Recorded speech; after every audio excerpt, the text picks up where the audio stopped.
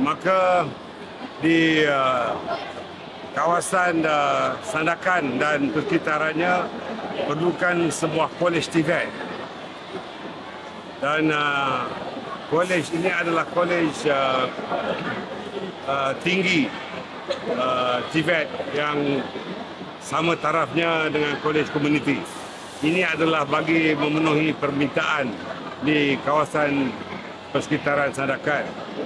Kerana di Sabah terdapat 24 Giat Mara.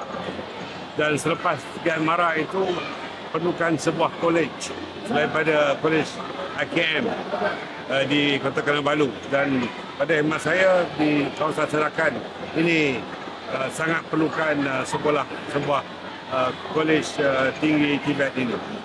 Ini penting kerana selepas di Sandakan ini kekurangan industri perkayuan, maka kita dapati Sandakan perlu dibangunkan semula.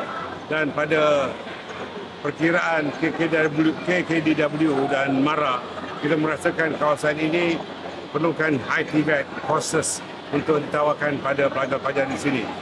Saya sebutkan kerana terdapat satu daripada 5 penganggur datang daripada Sabah dan ini mesti diselesaikan. Dan insya-Allah dengan wujudnya kolej ini, ianya akan dapat menawarkan pekerjaan dengan gaji premium melebihi gaji minimum bagaimana yang telah ditetapkan. Okay.